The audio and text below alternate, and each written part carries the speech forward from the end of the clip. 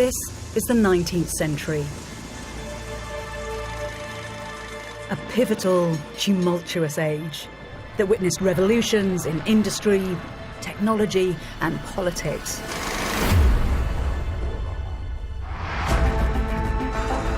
But also, crucially, in ideas.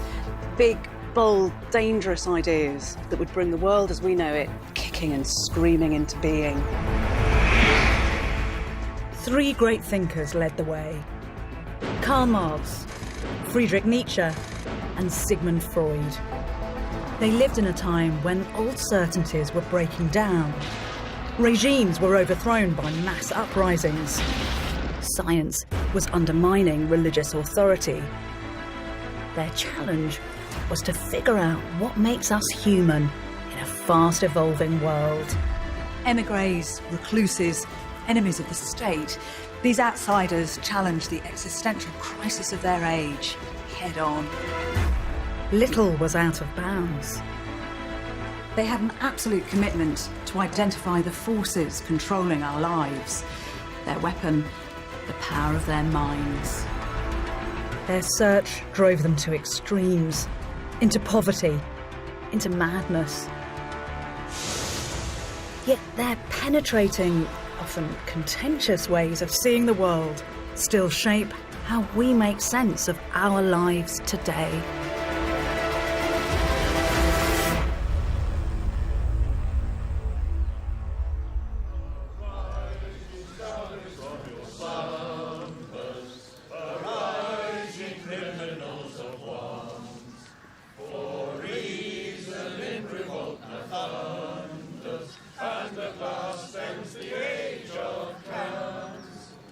Of all the great historical figures buried in Highgate Cemetery, there's one who continues to divide opinion like no other.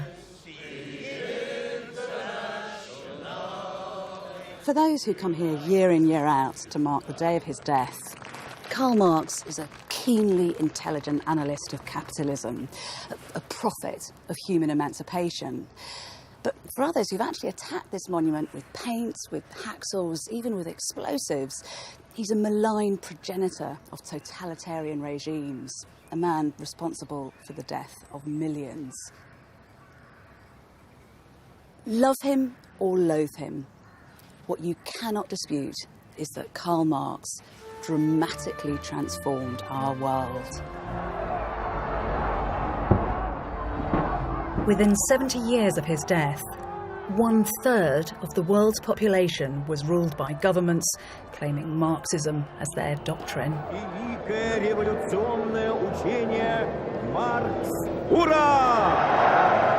Marxist ideology claimed to be liberating, but led to dreadful suffering and brought superpowers to the brink of Armageddon. Shall be the policy of this nation to regard any nuclear missile launched from Cuba as an attack by the Soviet Union on the United States. Communism was widely discredited, precipitating its fall in the 1980s and 90s. But economic crisis and social unrest have put Marx's ideas back in the spotlight. I want to start at the beginning, not to study Marx with the hindsight of history, but to try to understand what motivated him in the context of his own times, to discover how a man whose life was plagued with insecurities, with failure, with tragedy, would end up generating one of the most influential ideologies in the human experience.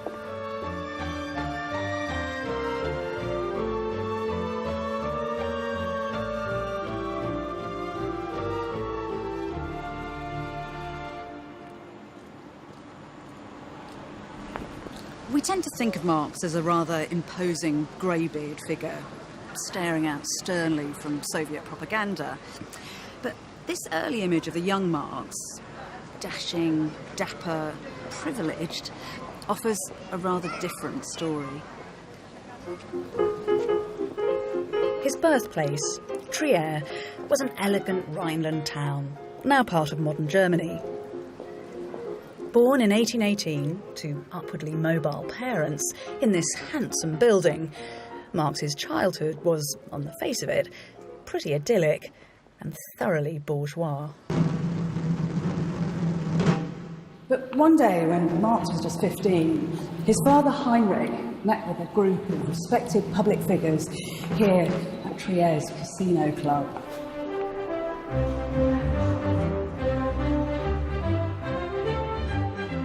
After too much to drink, some of them began pounding the tables raucously and singing songs that celebrated the virtues of the great revolution that swept through neighbouring France. A Prussian army officer witnessed the scene and reported back.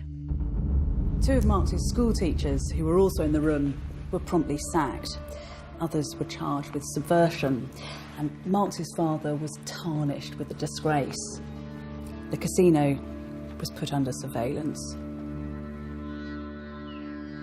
Because under the surface calm of the town, there was tension. Not long before Karl's birth, Trier had been under Napoleonic control, which meant that people like Karl's father had got a taste of the French revolutionary principles of individual liberty and equality. Under French law, Heinrich had been free to train as a lawyer, but he was Jewish, and once the more autocratic Prussians were in control, they imposed civil restrictions on all Jews. Now, in order to keep practicing his profession, he had to convert to Christianity. Marx was growing up in a period when questions of political authority and freedom of expression were highly contested, when ruling classes across Europe feared their people would rise up and overthrow them. The struggle between the ideals of the French Revolution and the intractable conservatism of the Prussian state would inspire and motivate Marx. And from an early age, it was pretty clear where his allegiance lay.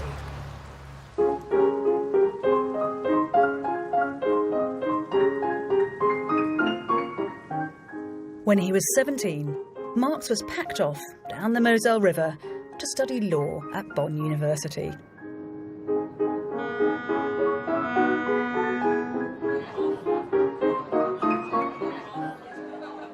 There was clearly something of the hellraiser about the teenage Marx. He quickly became co-president of the Trier Tavern Club, basically a bunch of middle-class bad boys. After one night of boozy brawling, Marx was banged up in the local cells for a day. But there was more to come. Student life was divided along class and political lines to the point of conflict. The liberal Trier Tavern boys attracted the attention of a gang of aristocratic cadets. Now, those cadets forced them to kneel down and swear their allegiance to the Prussian aristocracy. And the confrontations escalated. At one point, Marx ended up in a duel with a sabre wound above his eye, a scar which this young scrapper wore as a badge of honour. Enough, it seems, was enough for Marx's father.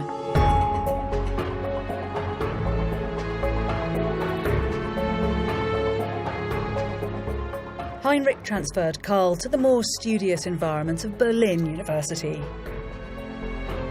Yet, even here, Marx found other distractions.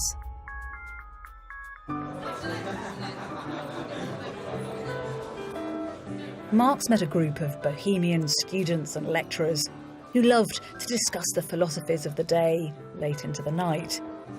He grew a beard and joined the Young Hegelians, a group obsessed with the theories of a university professor who'd recently died, George Hegel.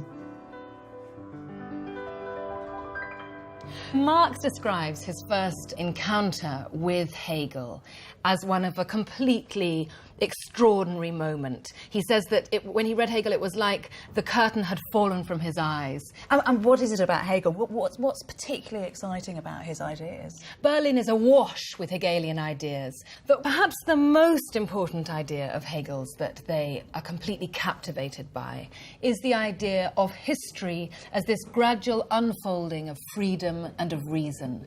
And this gradual dialectic, as he called it, was made manifest most magnificently in the French Revolution, when, of course, you had a literal cracking open of freedom and of reason. I suppose it is totally thrilling, this, isn't it? Because you're being told that you're part of a big historical story, and that gives you a big historical and philosophical canvas to paint on. That's right, and I think that Marx does absolutely see himself as kind of standing, as it were, towards the end of history that had begun with the ancient philosophers who had talked about the way in which one's soul could only find perfection if it was properly embedded in the community. And do they think that Hegel's got it absolutely right, or is there a sense that there's still work to do? There's absolutely still work to do. So they think that while Hegel had got, in his vision, had got part of the way, that what they want to do is bring a total revolution rather than just reform. They were operating in a world where the nobility, the privileged, the aristocracy were still very much in charge, and they were pushing up against a great kind of wall of privilege and tradition.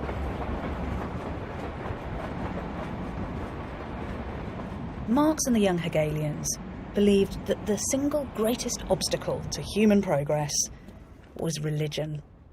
So they set out to critique and to attack it. Now, you've got to think how subversive this is. Some said that the Gospels of the New Testament were just folk tales, not divine historical truth. That's really shocking. Others suggested that God was an illusion, and that as humans we'd taken the best of our powers and projected them onto a kind of fantastical, fabricated being who embodied our finest qualities. The young Hegelians believed that this existential separation, brought about by religion, limited our human potential. Only by abandoning its delusions could we truly flourish. Of course, the group's iconoclastic, many would say blasphemous ideas had wider implications. The relationship between church and state was tight to the point of total union. Criticism of religion was tantamount to criticism of Prussia. Marx had aspired to an academic career, but the Prussian authorities would not tolerate subversives in their universities. So he had to find another platform for his ideas. His outlet would be the hot, rapidly expanding business of journalism.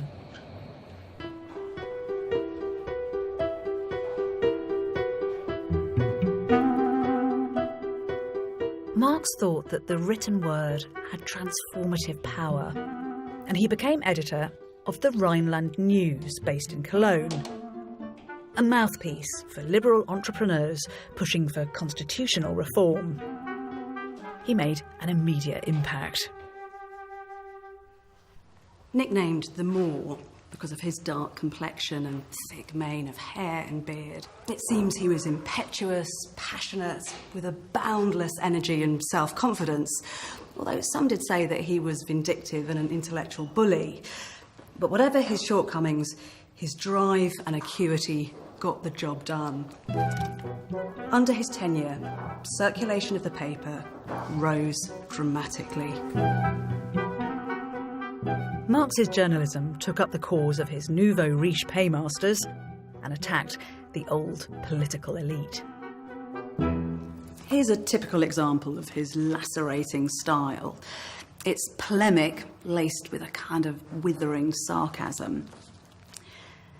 The aristocracy cannot be given the form of law because they are formations of lawlessness. No one's action ceases to be wrongful because it's his custom, just as the bandit son of a robber is not exonerated because banditry is a family idiosyncrasy. It's clever, cutting stuff.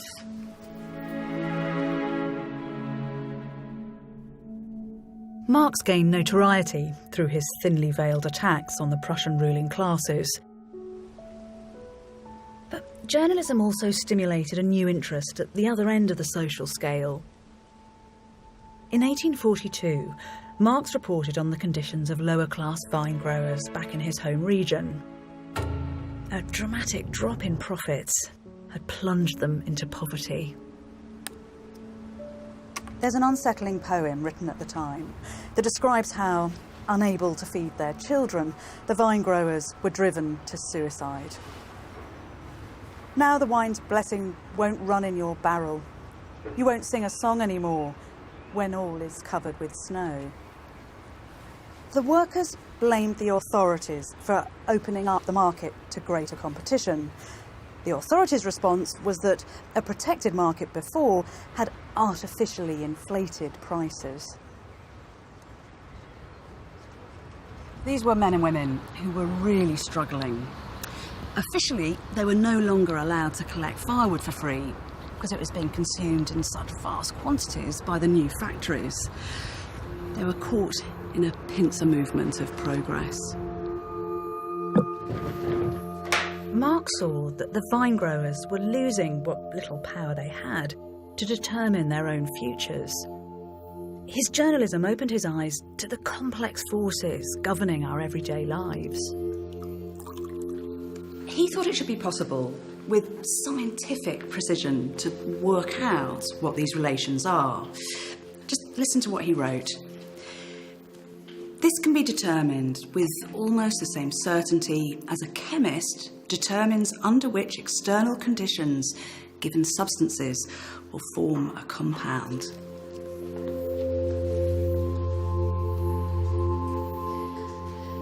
But a clinical deconstruction of the nature of society was just the sort of thing the Prussian authorities feared. Marx's provocations had ruffled the feathers of those in power once too often. His paper was shut down. So we should picture Marx, aged just 25, angry, ambitious, criticised. Censured in Prussia, he resolved to travel to the fulcrum of game-changing, provocative ideas. The origin of those protest songs that his father once sang. The rallying point of revolution.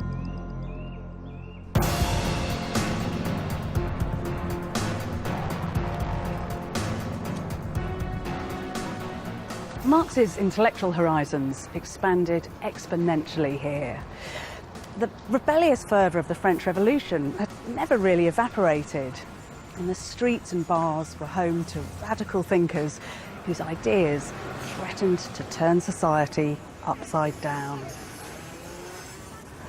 There were libertarian anarchists who declared that all property was theft, utopian socialists who sought common ownership of the means of production, and communists who advocated the creation of workers' cooperatives known as communes. In just over a year of frenetic discussion and writing, the shape of Marx's own agitating philosophy would start to form.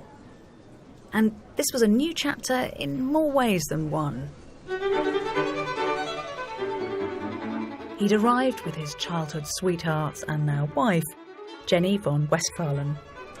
The two had enjoyed the trappings of a well-to-do lifestyle back in Trier. She was the daughter of a baron, and her father had introduced Marx to liberal thinkers and writers like Shakespeare. But here in Paris, they had to turn their back on creature comforts and salon society. The newlyweds lodged here on Rue Vanneau with friends. And it was from here that Marx continued to agitate for change in Prussia. Marx helped to launch an ambitious publication that encouraged collaboration between French and Prussian radicals. Actually, there was only ever one edition because of the difficulty, partly, of smuggling it into Prussia. But the early essays that Marx wrote for this failed publication are both historic gold and pivotal in the evolution of his ideas. In these essays, we can start to piece together Marx's quest to identify exactly what it is that limits humanity's freedom. he's starting to take a different course from the young Hegelians. Rather than seeing religion as the root cause of our problems, he describes it simply as the opium of the people, just a painkiller for something much more deep-seated.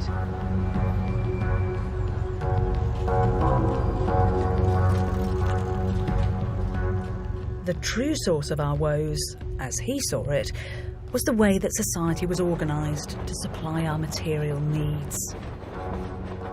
The capitalist economy. There have been decades of discussion of religion in Germany. Marx thinks that that is relatively superficial, understanding that really the world we live in is a world of work, a world of productivity, and it's this that affects us and the way that our lives go. There's a phrase that he uses which is our species essence, and I've never quite understood it. Can you explain that to me?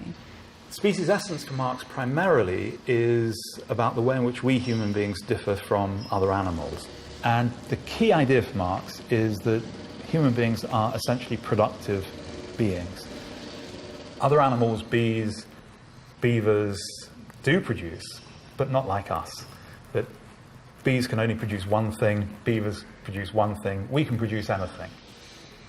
Marx thinks that all human beings are creative in the way we produce, but the tragedy of capitalism is workers in a factory, they're simply engaging in repetitive tasks, they're not doing the things that human beings ought to be doing.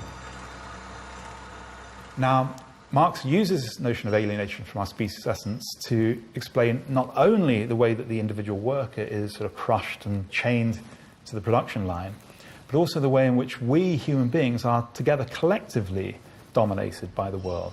Even the capitalist actually is dominated. If a capitalist wanted to cut the working day, that probably wouldn't be possible because competitors would exploit workers just as much as before. You'd lose profit, you'd go out of business. And so in this way, Marx said, under capitalism, we become playthings of alien forces.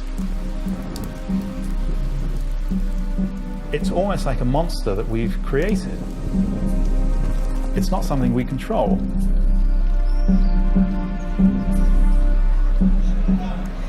Now that Marx saw the world in a different way, he set out to expose its workings.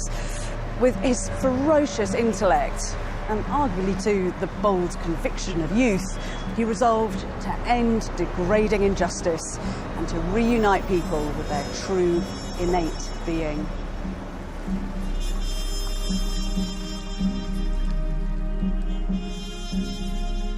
But Marx's philosophical mission would be beset by personal battles.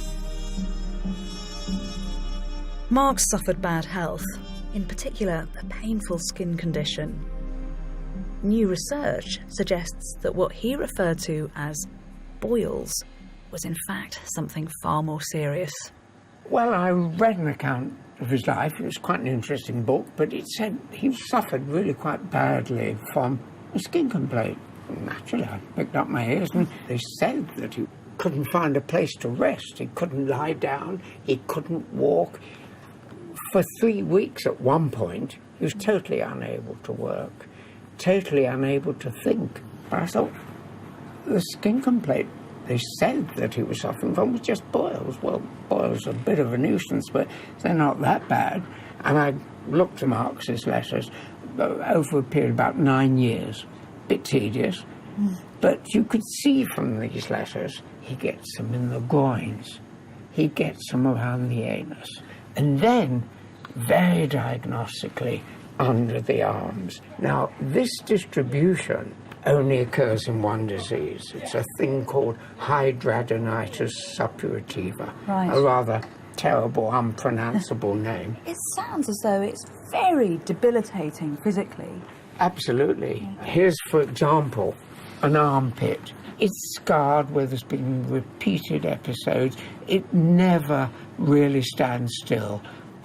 Do we know when he developed this? The first traces I found in the letters was in his early 40s. We know it starts in the early 20s. The average age is about 21, 22. So we think that this affected him psychologically?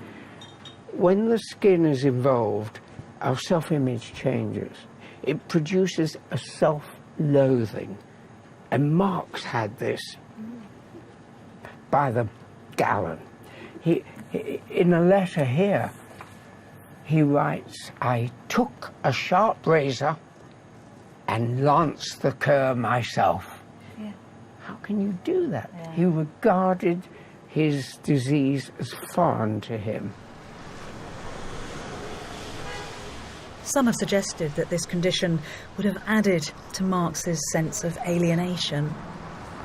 The new evidence certainly reminds us that towering thinkers also live a flesh and blood existence.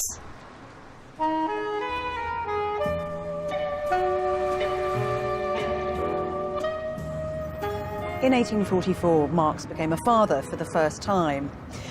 Jenny took their newborn daughter to see her family in Trier, and she was obviously genuinely worried about leaving her husband alone in a place renowned for its sexual license. She wrote anxiously of the real menace of unfaithfulness, the seductions and attractions of a capital city.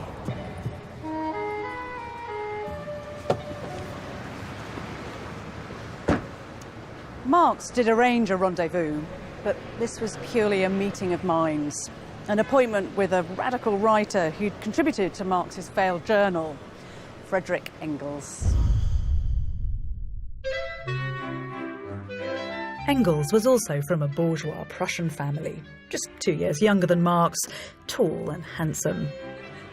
Both of them had mixed with the young Hegelian crowd and had come to similar views on capitalism. It seems that the friendship was lubricated by an enthusiastic consumption of red wine. The two were inseparable for 10 days, talking late into the night and railing against social, political and economic injustice, what Engels called the sheer misery and material squalor of industrial life. Engels readily conceded that Marx was by far the cleverer of the two, but he had something that Marx lacked. Engels had been leading a kind of double life. Over the last 2 years, his day job had been working for his father's textile business in industrial Manchester. So he had first-hand experience of the engine room of capitalism. Engels' lover was an Irish immigrant factory worker called Mary Burns. She'd shown him the slum districts of Manchester, and so he'd witnessed the poverty of the urban classes in ways that thesis-bound Marx never had. As collaborators and friends, their joint mission was to open people's eyes to what they judged to be the devastating realities of capitalism.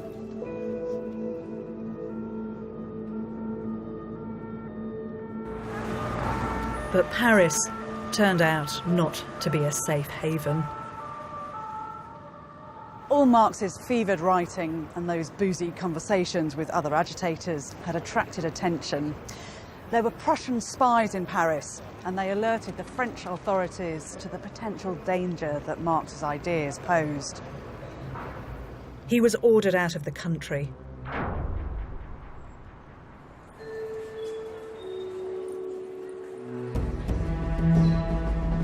In January 1845, Marx fled Paris in haste by postal coach, leaving Jenny behind with their baby daughter to frantically pack up all their belongings.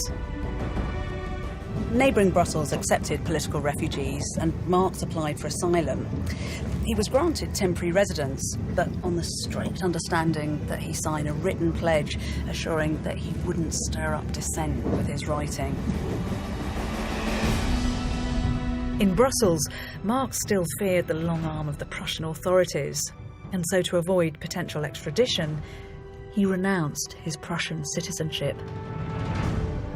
Marx had been marginalised. He was stateless and virtually penniless, but he clearly had no intention of taking all this lying down. Despite the stringent conditions of his residency, he was about to ramp up his political activity.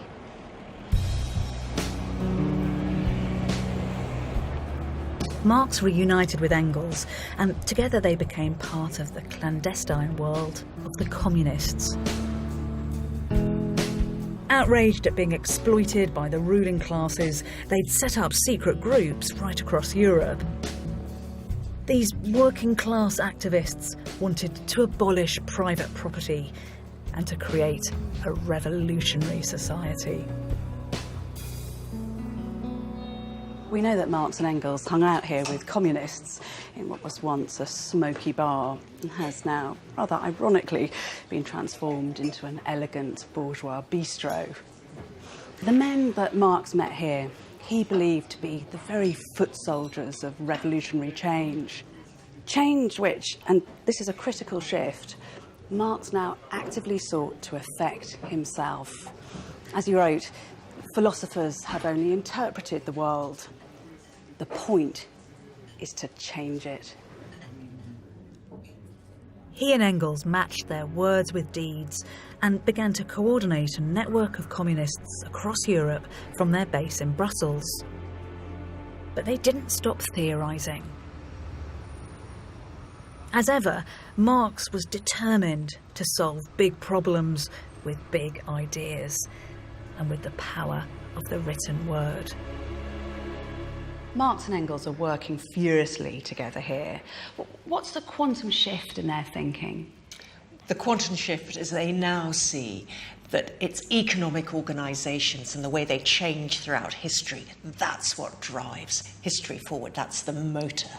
And they see the way society organises itself economically changing according to new technological developments. And they trace movements from a very early cooperative, as they see it, cooperative society in which people live in a communal fashion, through slave-owning societies on into medieval feudalism with aristocratic landowners and their serfs, and then the Industrial Revolution and the birth of capitalism. So this is history as they see it. What's the issue here? I mean, what's the problem with this? Well, the problem is that for most of human history, there have been haves and have-nots, and that most humans have lost out to the people who own the property and who own the means of production. And he thinks the problem is getting even worse under capitalism. I mean, so economics is important, class is also very important to them both at this time, isn't it? Oh, well, hugely. They see capitalism necessarily leading to antagonisms between particularly the bourgeois capitalist property-owning class and the proletariat who sell their labour, because he says capitalism is intrinsically exploitative. And more than this, he thinks that law, religion, politics, culture, the arts generally, they're all there to keep the ruling classes in power and in place. They are a superstructure, an ideology to maintain the status quo. And he thinks that part of his job is to strip the mask away so people can see that they've been had. Marx believed that capitalism contained the seeds of its own destruction. All that he had to do was to awaken what he called the proletariat, the working classes of industrial society, to their revolutionary role, to bring about communism, the final stage of history when all class divisions would be eradicated. By 1847, events in Europe were on his side. A revolutionary storm had been brewing. The failure of wheat and potato crops across Europe brought famine and food riots and political unrest. So when Marx and Engels were commissioned to write a profession of faith by the Communist League, they had everything to play for, and they didn't hold back.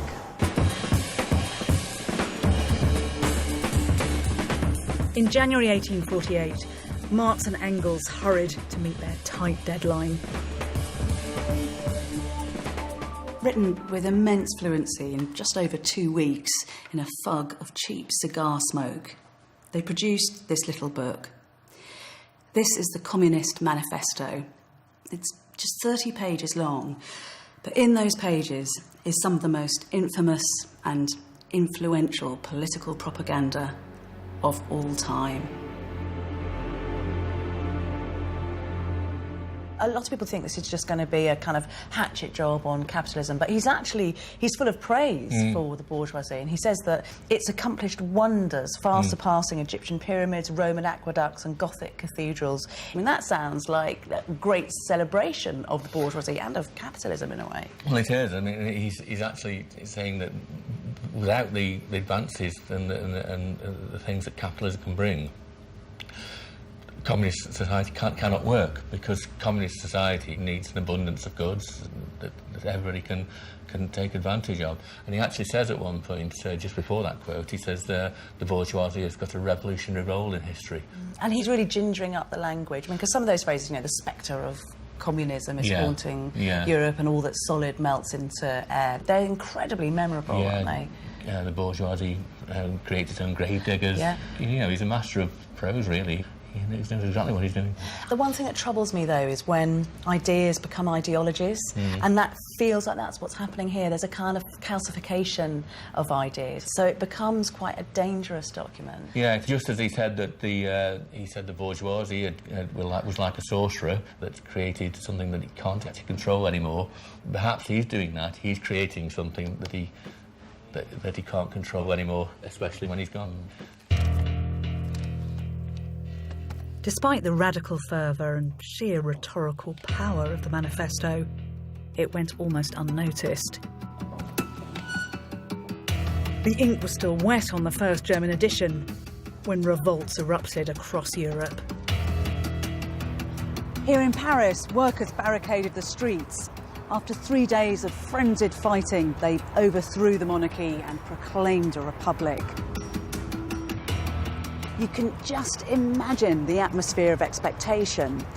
Something equivalent perhaps to the experience of the Arab Spring. The world changing in front of your eyes. People power overturning the status quo.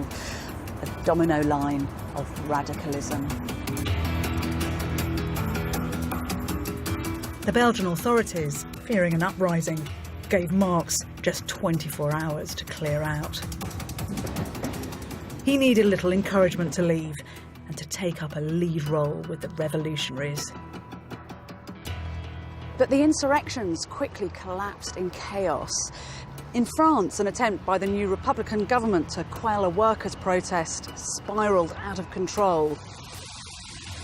Over 10,000 died or were injured. And across Europe, the old ruling classes quickly re-established control. Marx ended up in Prussia, hoping to foment revolution. But he was arrested, put on trial for inciting rebellion, and narrowly escaped prison. There was just one haven left, a relatively stable kingdom that was still prepared to take on refugees with radical views. In August 1849, Marx set sail for England.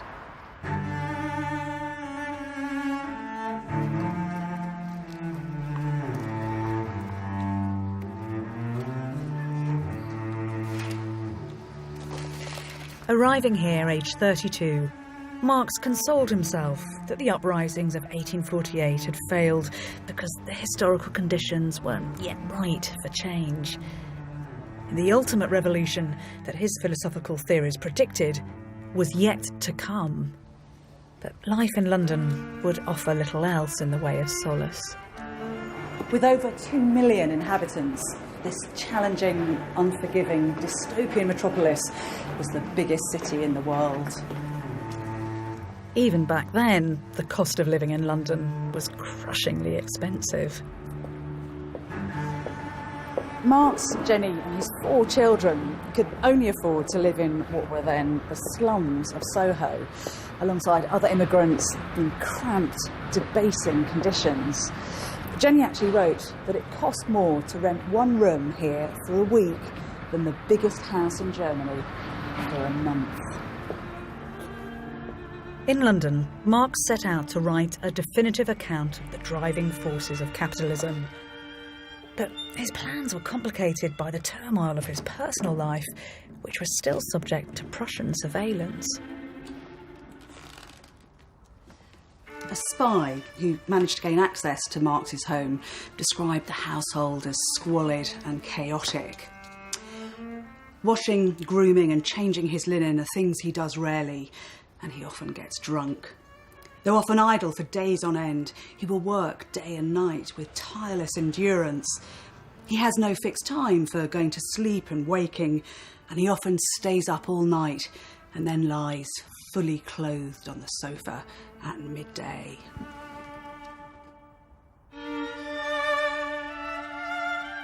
Marx's all-consuming theorising and political agitating dragged his family down. Unemployed and destitute, they pawned everything and ran up tabs with local businesses, while Jenny went to beg her parents for a handout. And then we're told Marx made things worse.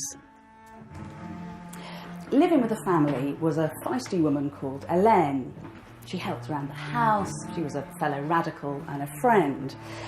But Marx slept with her and fathered an illegitimate son at the same time that Jenny was pregnant again. This was not Marx's finest hour. Jenny was furious. They'd all known each other for a long time, so clearly there is some drama and upset that goes on. And it is really, really heavy going. Marx is sending notes to Engels saying, I can't go home because it's an absolute storm. And everybody is really upset, and Jenny is furious. Please come and have a drink with me in the pub on Great Russell Street. You know, he has slept with somebody who's not his wife. She's pregnant. This is a terrible stigma at the time. It's tough. Now, it was really, really tough in the middle of the 19th century. Well, is it? Because they are quite conventionally unconventional. And at that time, illegitimacy, particularly in the circles that they were moving in politically and socially, isn't such a stigma. But at the same time, quite a lot of the evidence points towards the fact that Jenny wanted it covered up. So who takes responsibility for all this? Who makes it okay is Engels. He lets it be understood that he is the father. And Engels, he takes the rap for his best friend. Wow. And what do you think this incident tells us about Marx? Marx is a man. And ultimately also a Victorian patriarch. A man like any other that needs to be understood in context. And all heroes have their flaws. Throughout his troubles, Marx was always propped up by Engels. He compromised his revolutionary ambitions and returned to his father's factory, somewhat paradoxically, to bankroll Marx's theorising. But despite this, Marx's family life was mired in tragedy. 3 of his children died in infancy.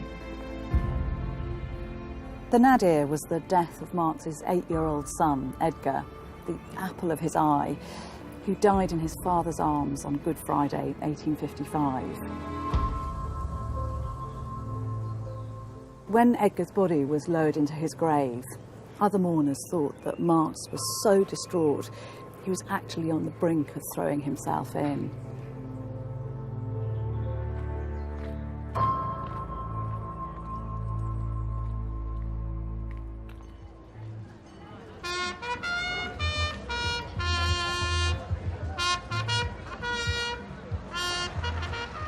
But after the heartbreak came a modest reprieve. Jenny received 2 inheritances, allowing them to move to the relative prosperity of the suburbs. Yet even here, Marx was still plagued by debt, much of it self-inflicted, as he lavished money trying to maintain a respectable middle-class lifestyle with private education and dancing lessons for his girls. You do wonder just how much he was trying to replicate the bourgeois, comfortable world that he'd been born into.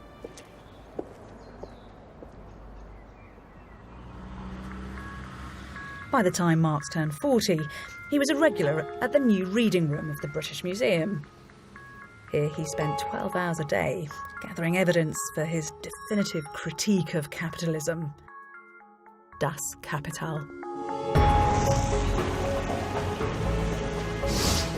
By the 1860s, Britain was the world's industrial powerhouse.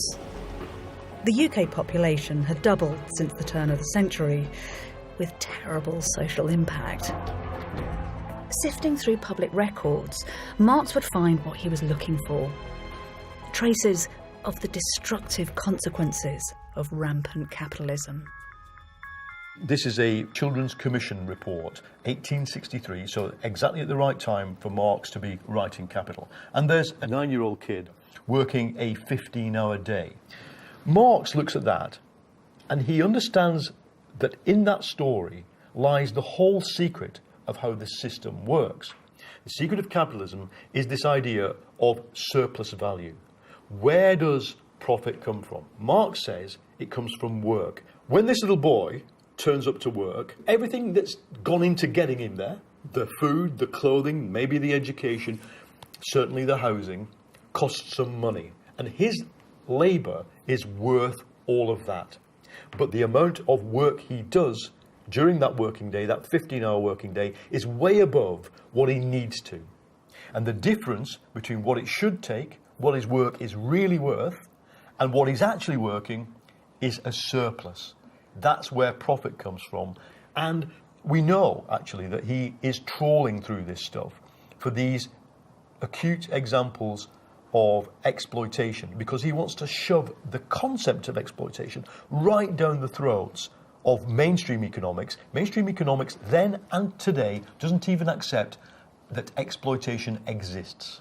When a factory falls on the head of a bunch of Bangladeshi garment workers, that's an accident. To Marx, it's one of the most fundamental laws of capitalism that the capitalist will extract the maximum amount of surplus value that they can. Where's this system heading? What does he think the future of capitalism is? Marx isn't predicting the imminent doom of capitalism. He understands that it is a fully functioning system. But he identifies the fragility, that in a system based on profit, where all the profit is extracted from the work of people, then you hit limits. The first limit you hit is the working day, because you can't extend the working day forever. You must innovate, you must create machines, and the machines squeeze the worker more and more out of the production process. Then the very source of all the profit is squeezed into a tiny area. So you get repeated crises of profitability. People in Marx's time were asking, whose fault was it that X, Y, Z company went bust? Marx says it's not anybody's fault, it's the fault of the profit system, which is based on the exploitation of workers. And the exploitation of workers cannot go on producing the profit at the rate it is required to expand the system forever. Marx believed there were too many contradictions within the capitalist system for it to survive. The cycle of boom and bust, of expansion and recession, meant that it was inherently unstable.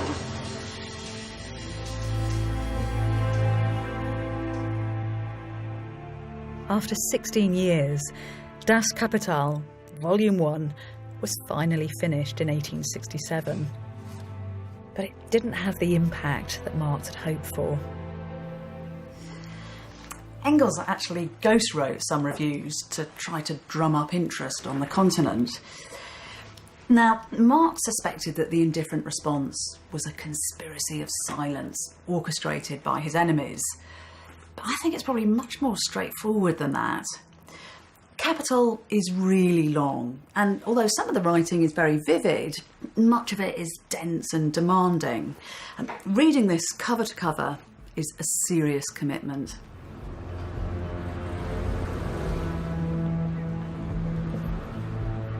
Also, Europe was experiencing economic growth, thanks largely to expanding global markets, while the British government was passing laws to improve working conditions. The crisis of capitalism, the touch paper for revolution, showed no sign of arriving. This seems to me to be one of the great ironies of Marx's life. Marx had identified the need for change, but then things did change at such an exponentially rapid rate that by the time he'd worked out a coherent solution to society's problems, the world had already moved on, leaving him behind. With the help of a generous pension from Engels, Marx gradually settled into comfortable, middle-class respectability. He spent his time with his beloved grandchildren and enjoyed family walks here on Hampstead Heath. Marx even admits to speculation on the stock market, which of course you could argue is wildly hypocritical, and at the very least is probably a sign that he thought capitalism was here to stay. In his 60s, he became crippled by worsening health and heartbroken by the death of his wife, Jenny. Knowing he was nearing his end, he had this photograph taken as a lasting memory for his daughters, before symbolically shaving off his trademark beard and hair.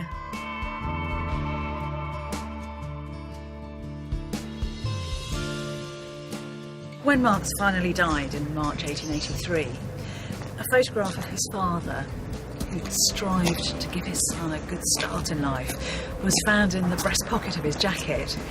And it was buried together with Marx in a simple grave here in a remote corner of Highgate Cemetery.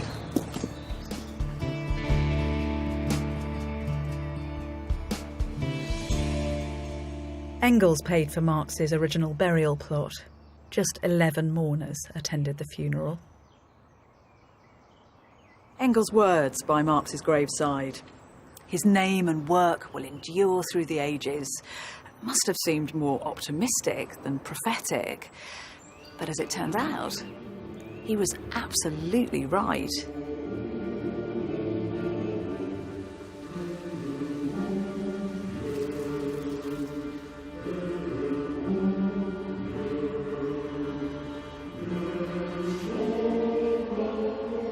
Marx's ideas were codified and clarified by Engels, promoting Marx as a great thinker.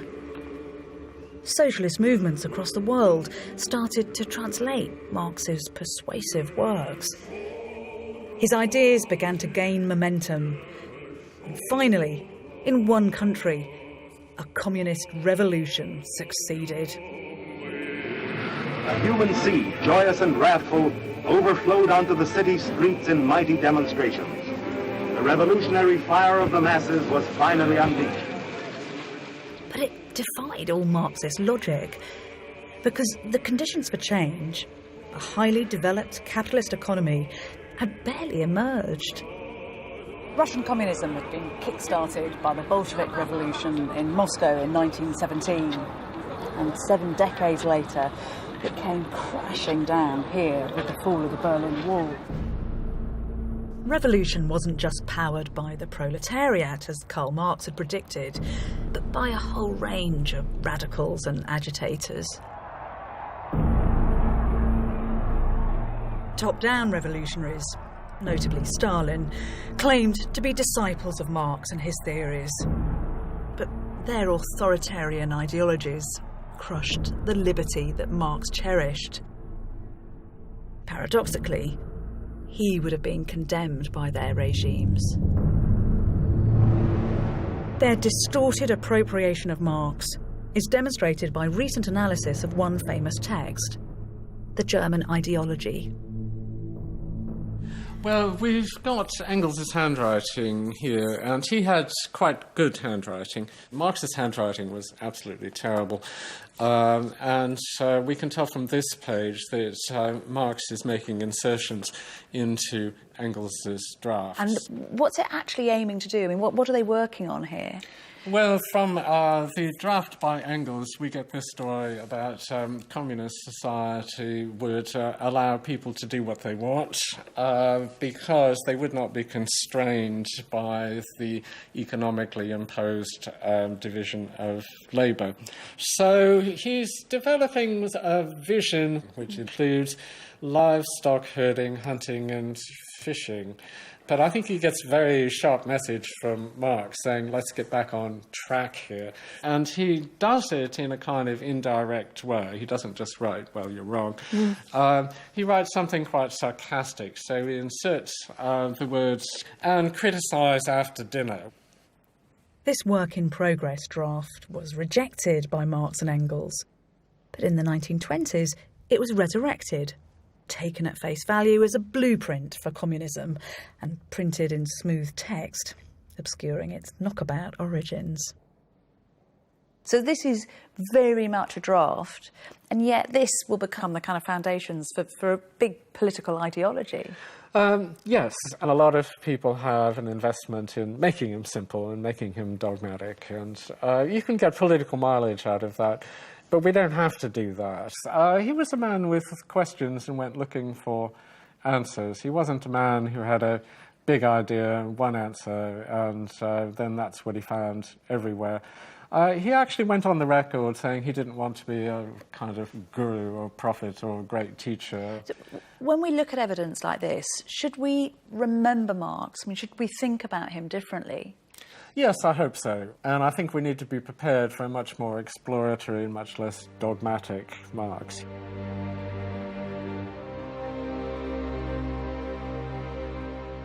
I think Marx's genius lies in his determination to think abstractly about capitalism, to look beneath the surface reality, to ask about its destiny.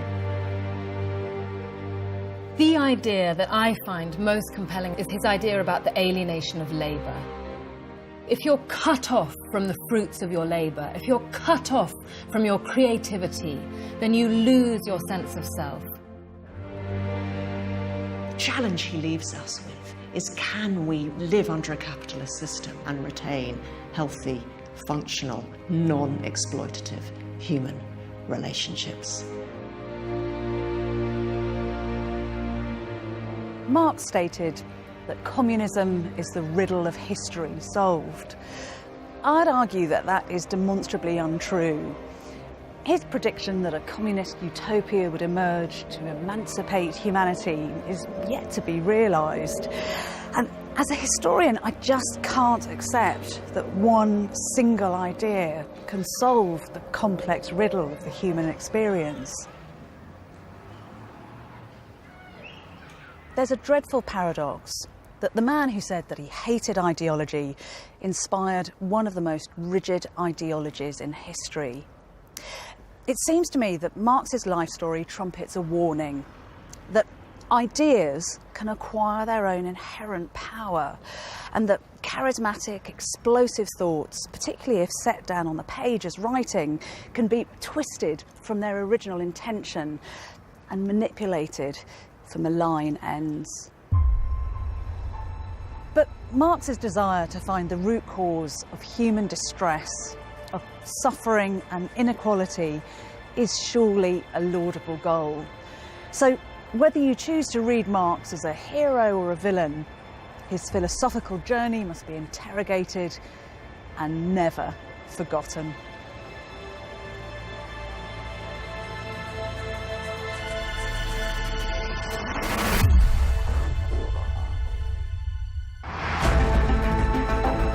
If the mind of Marx has made you think, then explore further with the Open University to discover how other great minds have influenced our world today.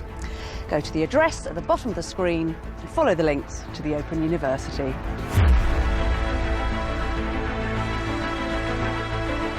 On Radio 4 tomorrow morning, actress and campaigner Angelina Jolie Pitt is the last of the guest editors for Women's Hour at 10 o'clock. Next tonight here on BBC 4, we join Margaret Mountford in the city of Pompeii as she unravels the mystery of the people frozen in time.